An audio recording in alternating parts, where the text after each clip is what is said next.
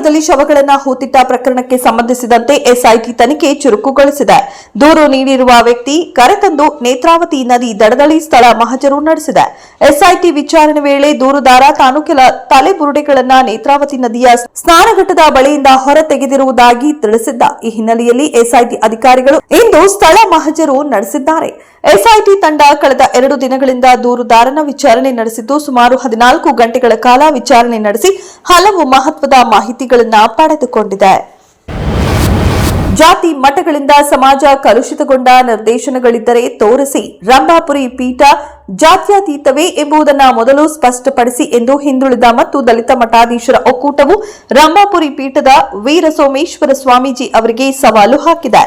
ಜಾತಿ ಮಠಗಳಿಂದ ಸಮಾಜ ಕಲುಷಿತ ಎಂಬುದಾಗಿ ರಂಭಾಪುರಿ ಪೀಠದ ವೀರಸೋಮೇಶ್ವರ ಸ್ವಾಮೀಜಿ ಭದ್ರಾವತಿಯಲ್ಲಿ ನೀಡಿದ ಹೇಳಿಕೆಯನ್ನ ಮಠಾಧೀಶರ ಒಕ್ಕೂಟ ಖಂಡಿಸಿದೆ. ಹೇಳಿಕೆಯನ್ನ ಹಿಂಪಡೆಯದೇ ಇದ್ರೆ ಹೋರಾಟ ಕೈಗೆತ್ತಿಕೊಳ್ಳಲಾಗುವುದು ಎಂದು ಎಚ್ಚರಿಕೆ ನೀಡಿದೆ.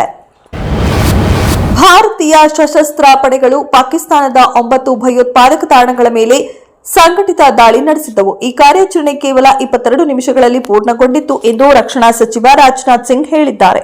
ಆಪರೇಷನ್ ಸಿಂಧೂರ್ ಕುರಿತು ಲೋಕಸಭೆಯನ್ನುದ್ದೇಶಿಸಿ ಮಾತನಾಡಿದ ಅವರು S-400 ಆಕಾಶ ಕ್ಷಿಪಣಿ ವ್ಯವಸ್ಥೆ, ವಾಯು ರಕ್ಷಣಾ ಬಂದೂಕುಗಳು ಬಹಳ ಉಪಯುಕ್ತವಾಗಿವೆ ಮತ್ತು ಪಾಕಿಸ್ತಾನದ ದಾಳಿಯನ್ನು ಸಂಪೂರ್ಣವಾಗಿ ವಿಫಲಗೊಳಿಸಿದೆ ಎಂದು ಹೇಳಿದರು.